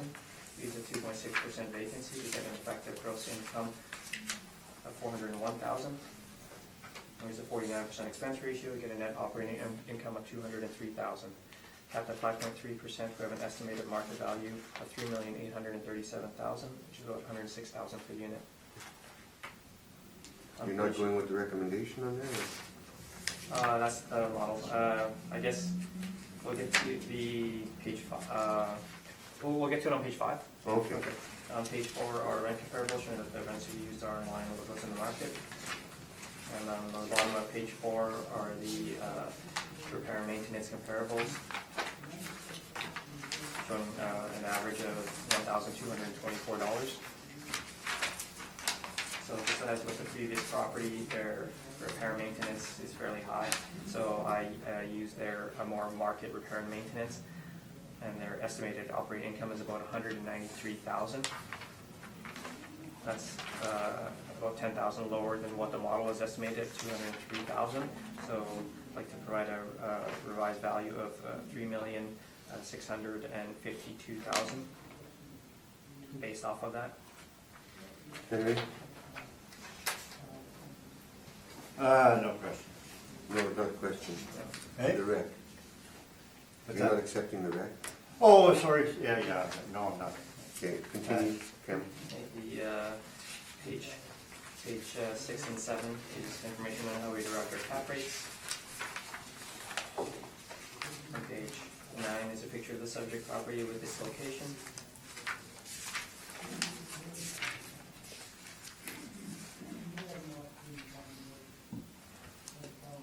Page 10 are some interior photos from the property manager's website.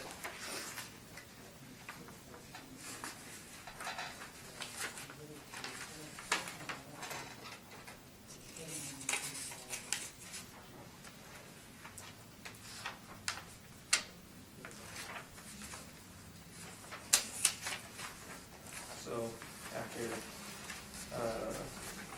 after adjusting for their repair and maintenance, which likely includes capital, their estimated operating income supports the revised value of $3,652,000.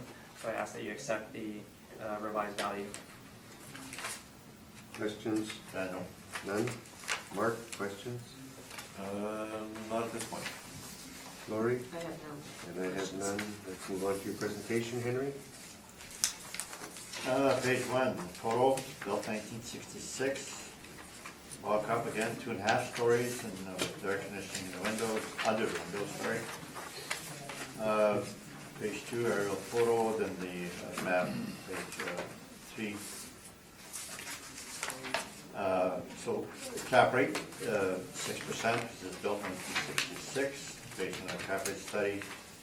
Page 7, we have the general ledgers also. This is also Phoenix, it's the same thing as the previous one. So we show items that we disallow in red.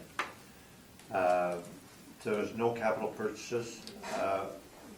The appliances is $135 per suite, and the maximum $167. They're less than maximum, and the carpets at $359 per suite, less than their $400 maximum. Then we excluded electrical maintenance. We excluded 2016. It's higher than the other years. Painting, we had it at 47% to bring it to a max of 175. And pest control, we excluded 2016, was very high in 2016, 34,000. And the refuse and snow, we separate that as a separate category.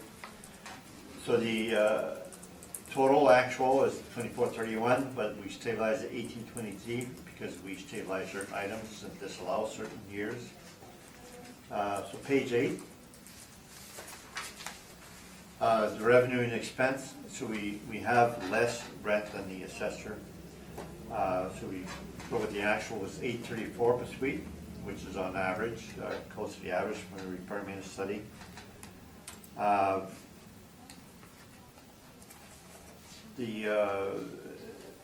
Line 13, we got substantially less, or 50,000 less than the assessor and effective gross income. Line 31, total expenses were 6,000 less than the assessor, so we're relatively close in dollar amount. Our expense ratio was a bit higher. Then we stabilized the expenses normal way. We do show, we checked the water. 2018 was up to 20,000, and the water had increased from 1317 and 2017. But that's the new level of water.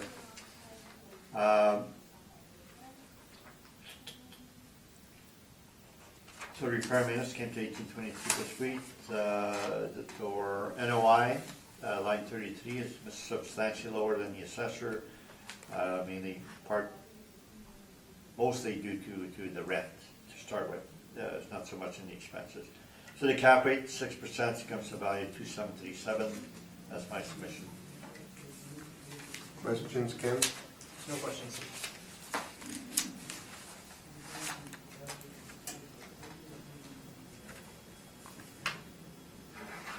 Mark? No questions. Lori? No questions, thanks.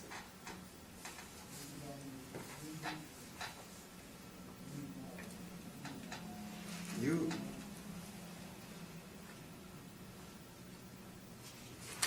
Ken, I gotta ask, do you mind if I go back to Ken? On your page 5, what did you put as the total operating expense?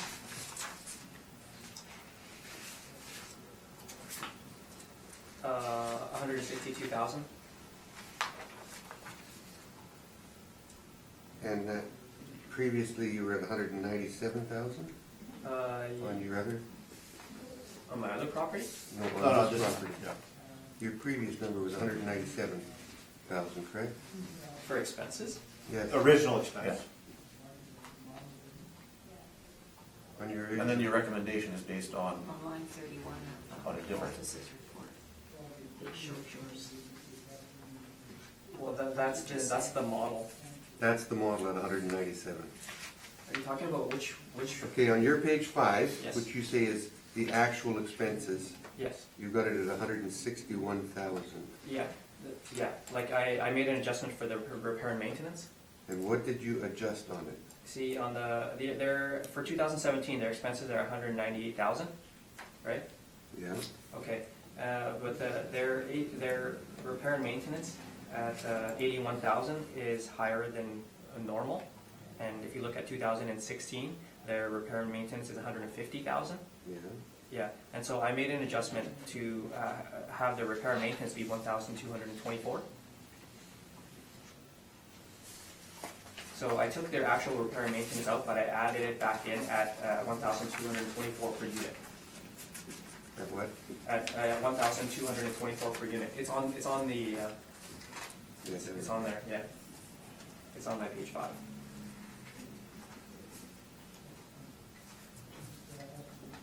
But So the that's- actual, Yeah. okay, so now I gotta go to Henry.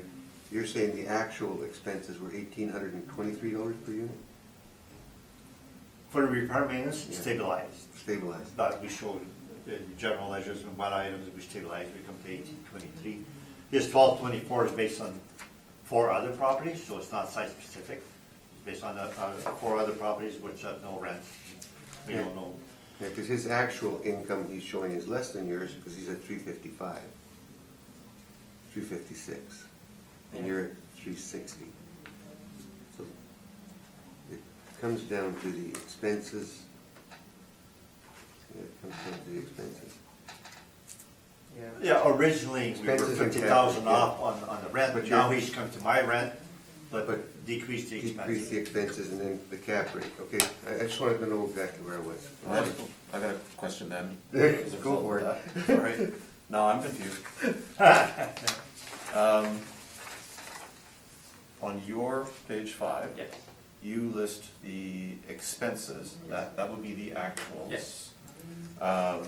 But on Mr. DuPont's page 8, Yeah. total expenses, say for 2015, 269,739. For 2015, you have a different figure, Yeah, it's 267. Yeah. 272,833 compared to 269,739 That was 15. in 15, right? I'm comparing 272,833, your Yeah. number, Yeah. with his number for 2015 being 269,739. Yeah. They're different. Yeah. Each of these is different in every year. Yeah, they seem to be slightly different, but like the 269 is close to the 272. Yeah. There's a bit of any idea why there is a difference in these numbers? Well, all I can say is like, I guess where, like, on, if you go to like like my last page, if you look at the bottom line, the expenses is 272.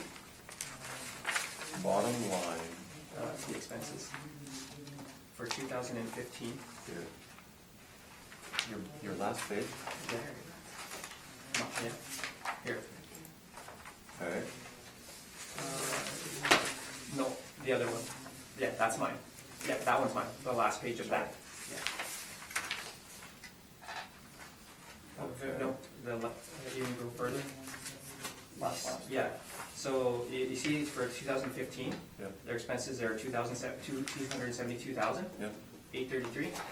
And if you go and look on my page 5, it's 272,833. Okay. So I'm not like, It's an unreconciled difference in the numbers. yeah, I'm like, with regards to this, I'm not sure, I'm not totally sure, but that's where this came from, like, in terms of my brief. Okay. It's all in the bad debt recovery. Is it? That's the difference? Right. We moved the bad debt Below? under income after vacancies. Oh, okay. All right. So our expenses would be excluding the bad debt, but the income would be with the bad debt. So if you look at our spreadsheet, line 6, there's T389 bad debt recovery that year. So it makes the income T59 instead of T55. And the expenses is more, 201 versus the assessor 198, or whatever. Yeah. It's all bad debt. Thank you. That concludes the matter? Thank Yes. you. We're gonna take a 5 minute.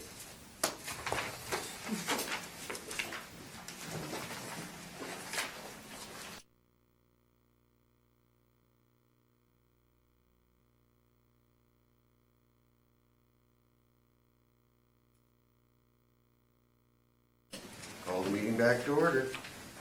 Next property up is gonna be 14 Bonita Avenue, and its amount of assessed value, Chris?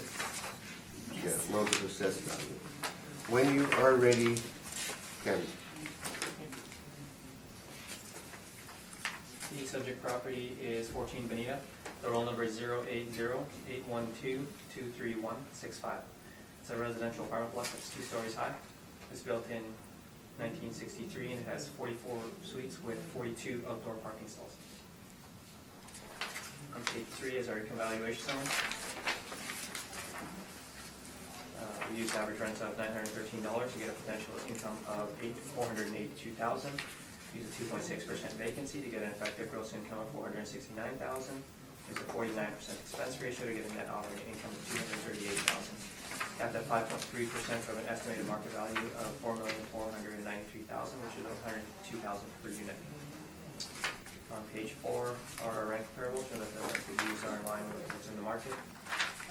On the bottom of page 4 are repair and maintenance comparables, showing the average repair and maintenance fee of $1,224. On page 5 is a summary of the income and expenses submitted by the owner. Very similar to the previous property, adjusted their repair and maintenance, and their estimated operating income is $222,000.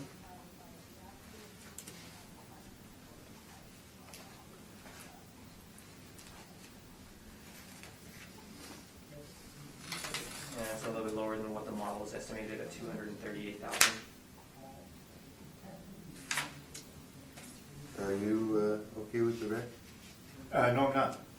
I do have a question for you at this point. Do you have an actual workup of what you took out of the R&M? No, I don't have the, I don't have the, like, their general ledgers. So, I mean, what the applicant is providing is not something that we have. So, I'm estimating, You're estimating, I'm estimating repair, market repair and maintenance. but estimating is not using the model. No. Okay, No, good enough. no. No, this estimate is using market levels of repair and maintenance. Okay, Yeah. But it says, but if we use their full repair and maintenance, it's not right. okay, good. Carry on. Yeah. Sorry about that. Also, it was still fresh in my mind.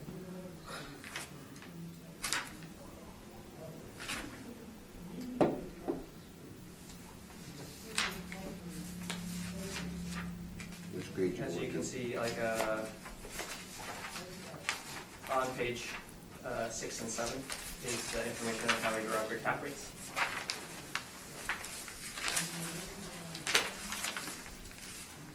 On page 9 is a picture of the subject property with its location.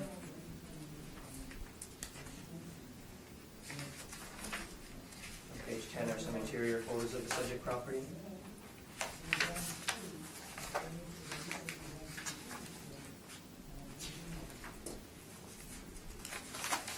So you can see that property has been renovated.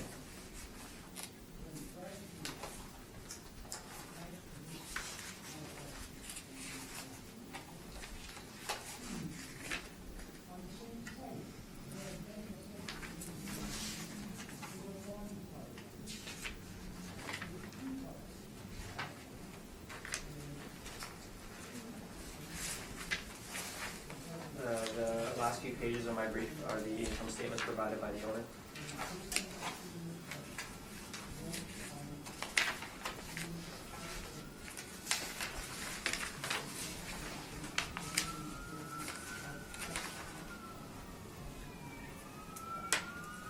That's it? The adjusted operating income supports the revised value that I'm recommending. So I ask that you accept the revised value of $4,190,000. Okay, any questions? Your page 5. Top you show the vacancy, actual 11.63, and the previous year 7.9, 6.8, 2.9. And then when you do your stabilization, you use 2.6. Why are you going with market when the actual is 11 or the 3-year average is 8.9%? Well, it appears that this property is, appears that they might be doing work to the property, and sometimes when they're doing work to the property, it causes the vacancy levels to increase. So I felt that using a market level vacancy is a good way to estimate their market value. So you're not saying this is the access in the market against the rent, you're saying the owner had vacancy on purpose himself due to renovation? Is that what you're saying? Potentially, yes. Do you have any proof of that?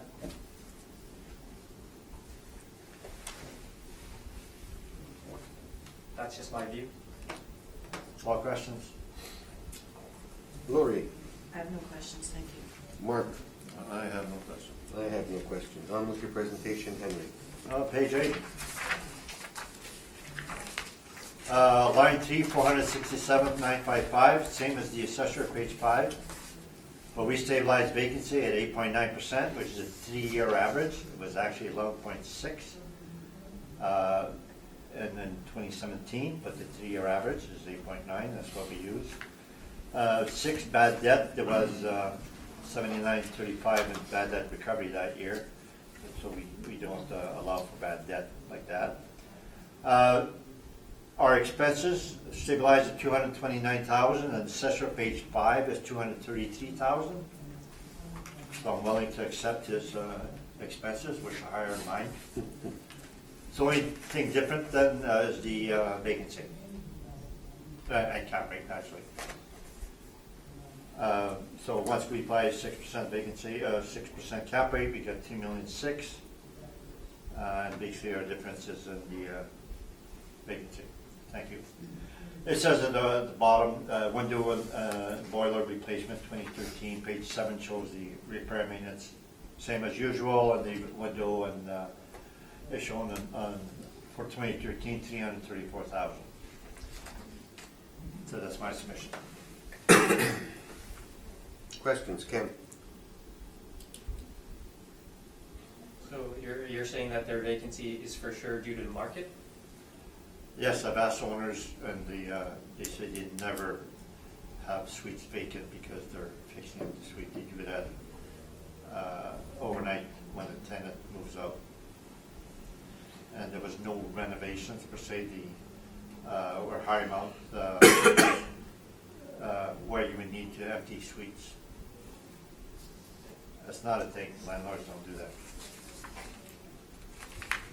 All my questions. Mark? So why there such high vacancy in what is seemingly fairly well maintained, given the amount of repair and maintenance that's being spent here? Why is it so high? If you follow, I show 5 years revenue and expense, revenues, mainly because to show the trend. So the rents went from 380 to 406 in 2014. They went up to 439, went up to 454 and 467. So the rents have been going up. So whenever they increase the rent, market pushes back. So it's only the actions in the market. The market is saying that those rents, if we don't like those rents, and it causes vacancy. So that's all it is, our actions in the market. So they raise the rents beyond what they were in 2013. They push the rents, the market pushes back. And these increases are all within the required limitations? With the residential guidelines, I doubt it. 1%, 400,000 would be 4,000, so they're going up more than 4,000. 1 to 2%, let's say the rent control guideline. So they're applying every year then to exceed the limitations? Yeah, they're exceeding the rent guidelines. And what would be the reason that they've given for exceeding the guidelines? The repair and maintenance, usually it exceeds the, probably when they put the window and boiler, they made an application and they could qualify for a lot more, right? So the window and boiler probably allowed them to get the rents maybe up to 500,000. But then they tried for 406 so that they raised the rents slowly. What year is the boiler? 2013. Okay. All right, that's all my questions. Can I ask you, Lloyd? I have no questions. And I've got no questions.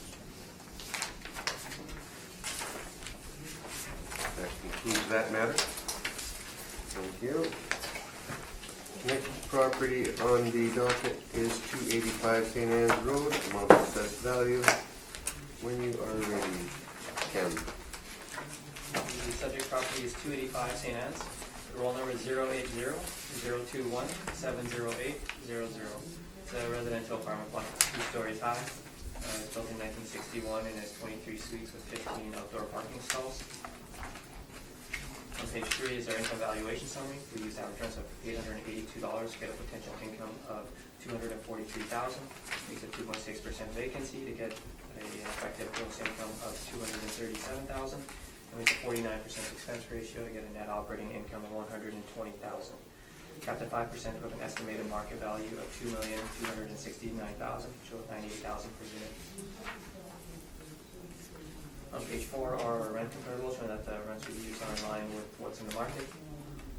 On page 5 is a summary of the income and expenses submitted by the owner.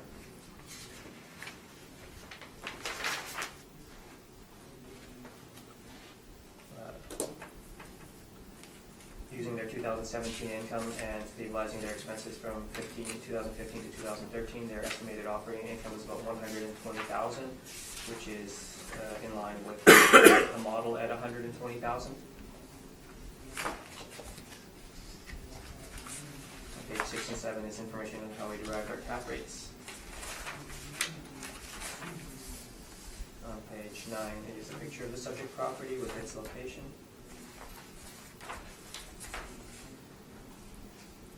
On page 10 are some interior pictures of the subject property. The property was renovated in 2016.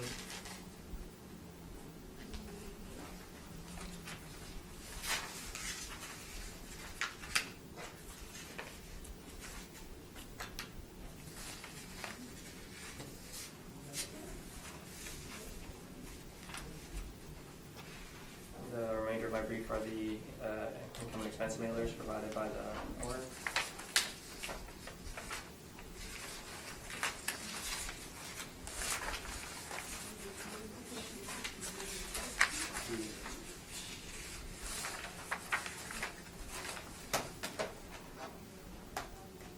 The actual performance of the subject property supports the model, and I ask that you maintain the assessed value at $2,269,000. Questions, Henry? So you change your rents to go to actual on your page 5, Yes.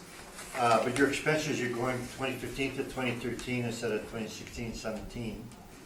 So would you agree that you're not using the current utilities or the current taxes? You're using all utilities, all taxes when you do that? I felt using 2015 to 2013 was a little bit more consistent, and especially considering that they did renovation work in 16, so felt that the repair and maintenance figures from 2015 to 13 was more accurate. Now, would you agree though the taxes would be way off? Maybe. Follow-up questions? Lori, Quick question, you said that there was renovations done, but it didn't change the effective year, so I guess we haven't inspected the property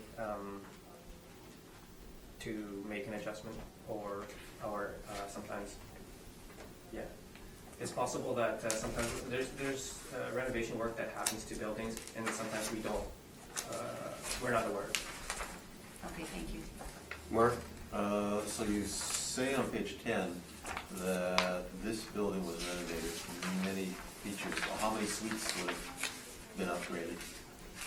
I'm not sure, but I would assume that it would be the whole building. In 1 year? Oh, I'm not sure if they did it, I'm not sure if they may have did it in 2016, or, partially 2015. It's difficult to say.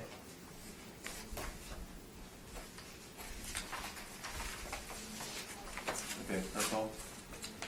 Thank you. Henry, your presentation? Yes, page 1, photo, etc. Sorry, I guess, I just noticed that, in their 2016 mailer, they have a capital cost section, and apparently a lot of their capital was in 2016. Page 13. That might have made a correction to that sheet.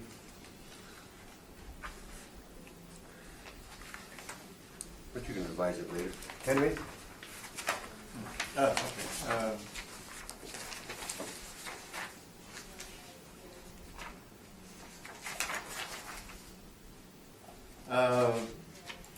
Page 7. The assessor revised their income to 217, line 13. They were 237 on his page 5. He's now using 2017, same as I am. If you look above the line 1, the rents were 156,000. Then they did the renovation in 2016, so there was 176 rents, and they jumped to 216. And they had 20% vacancy in 2016. That was due to the renovations. I would agree to that. So then we disagree on the expenses.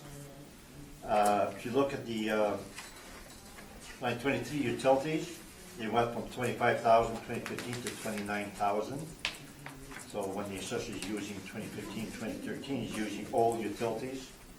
And the taxes went from 17,000 to 25,000. And it's more accurate to use the taxes. So the taxes went up in 2017, likely due to the renovations. So the renovation value would reflect the 25,000 taxes. So our expense ratio is 50.9%, which is relatively low.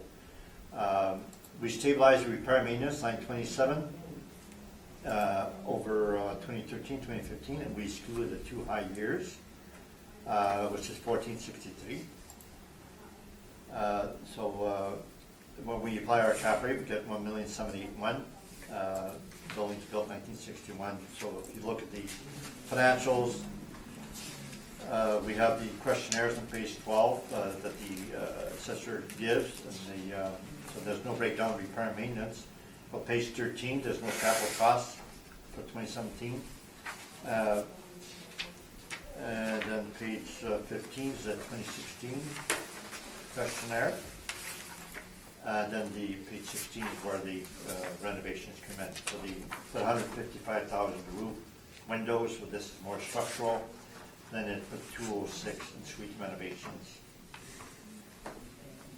So that is excluding excluded from the previous 52,000 repair maintenance. Nevertheless, when we came to stabilize, we excluded the 52,000. We used the older repair maintenance. And page 21, 22, page 22, there's no capital cost. And neither is page 19, prior years. So that's our report. So we now have similar rents, but we have different expenses, mainly because we're using more current expenses. Thank you. Ken, No questions. Mark, So if the taxes went up, the assessment had gone up. The assessment would have gone up because it would have been inspected. Why was it inspected? When was it inspected?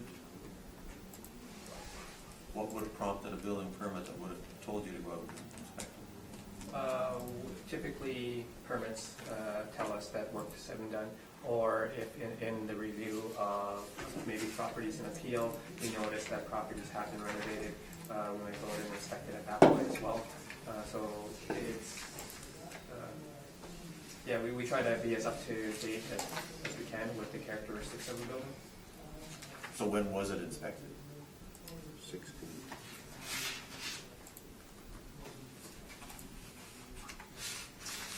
In 2016. In 16, okay. And then there was a SOP. The value went up at that point. Likely, yes. But You you're don't not know, sure. sorry. Was there a supplement issue? Sorry. Okay.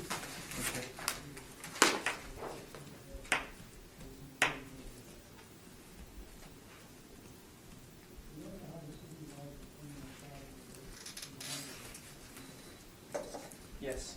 A sub was issued in 2017. Okay. All right, thank you. I have no questions, thanks.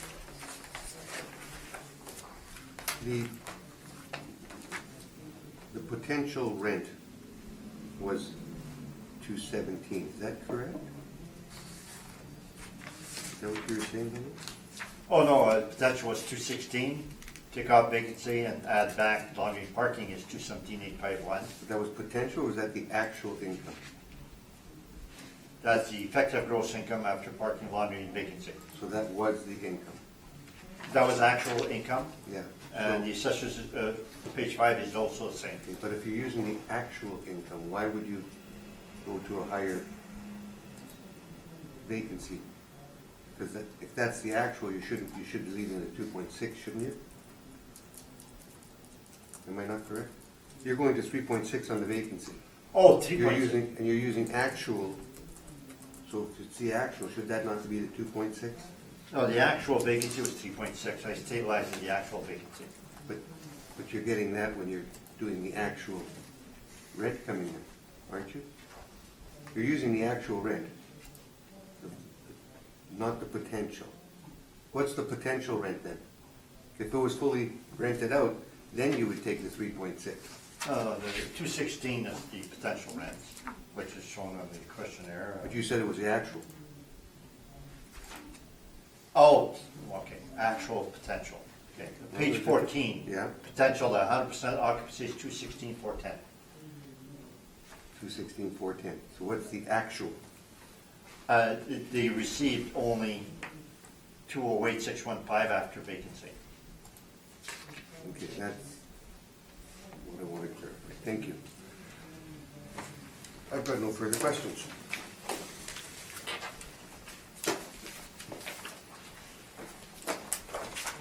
The next property will be 185 Fernwood.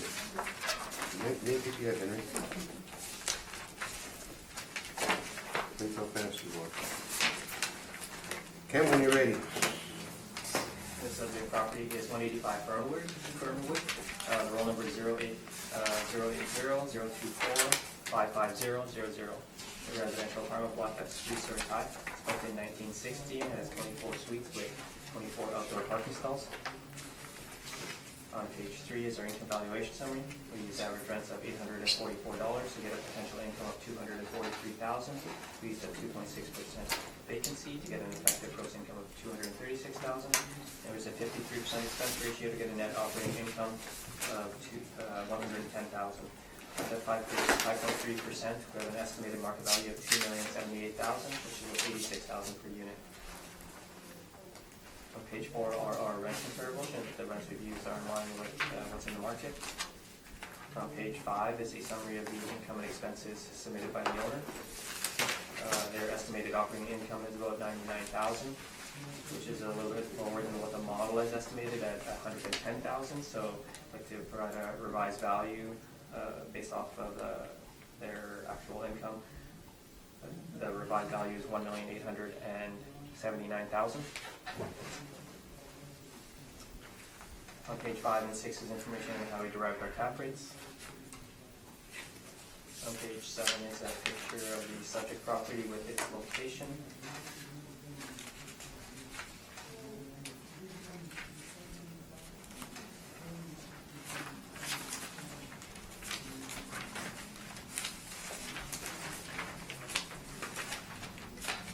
The remainder of my brief is the income statement submitted by the owner.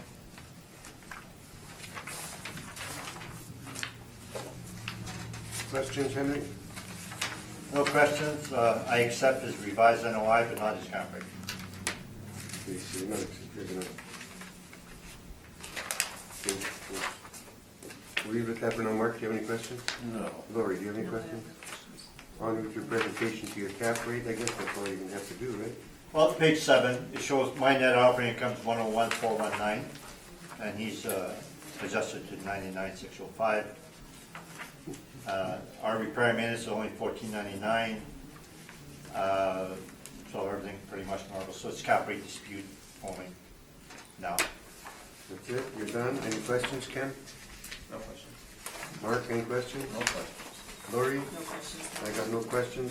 Let's move on to the last property so Henry can get to the next. 267 St. Anne's Road. Ken, when you are ready. The subject property is 267 St. Anne's Road. The roll number is 080-021-66000. It's a residential apartment block that's 2 stories high. It's built in 1971 and has 54 suites with 36 outdoor parking stalls. On page 3 is our income valuation summary. We used average rents of $877 to get a potential income of $568,000. We used a 2.6% vacancy to get an effective gross income of $553,000. And we used a 53% expense ratio to get a net operating income of $257,000. Kept at 5.3% for an estimated market value of $4,859,000, which is about $89,000 per unit. On page 4 is a summary, are some rent comparables, showing that the rents we've used are in line with what's in the market. On page 5 is a summary of the income and expenses submitted by the owner. Their estimated operating income is about $252,000, which is a little bit lower than what the model is estimated at $257,000, but it is in line. On page 5 and 6 is information on how we derive our cap rates. On page 9 is a picture of the subject property with its location.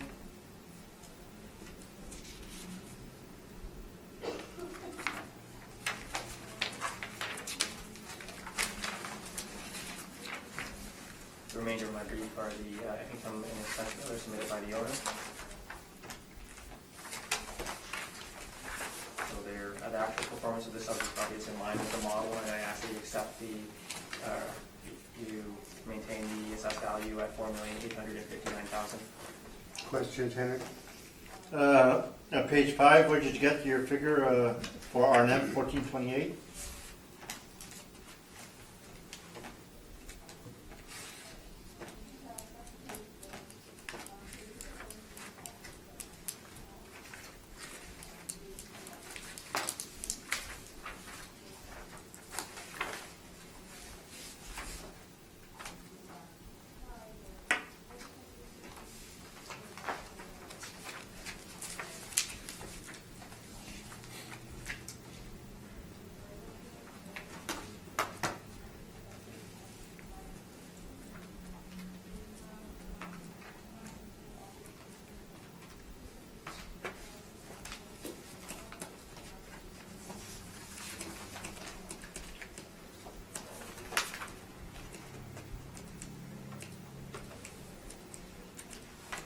Sorry, their repair and maintenance figures for 2017 and 16 were fairly high at 3,600 per unit and 3,000 per unit. So I didn't make note of it, but I should have.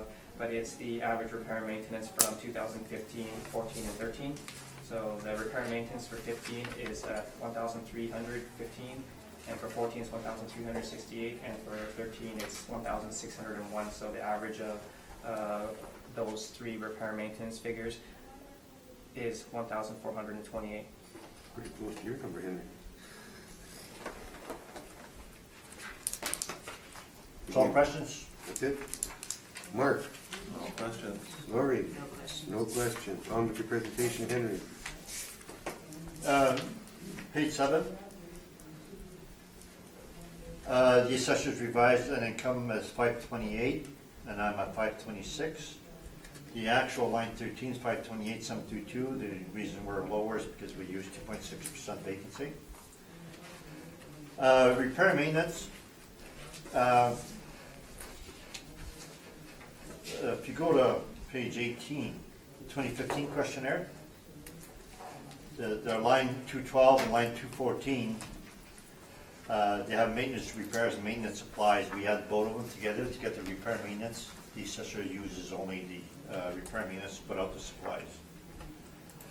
So that the repair and maintenance that we show for 13, 14, 15 is a bit different than the assessor, mainly because we are using the supplies in there. So we stabilize at 1470 per suite, and the assessors now revise at 1428.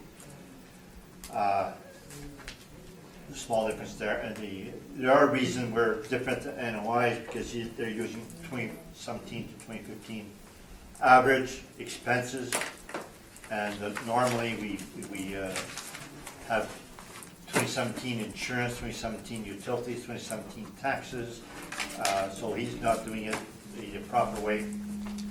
You'll see the insurance went up, 2015, 2017, and the utilities went up, etc. And the caretaker went up. So our way of doing it is more accurate. So that our NOI 240 divided by 6% cap rate 4,000,003, and that's my submission. Thank you. Ken? No questions. Mark? No questions? Lori? No questions, thanks. I got no questions. Good. Henry, you're off and running. Good. That concludes the matters. We will shut everything down, please.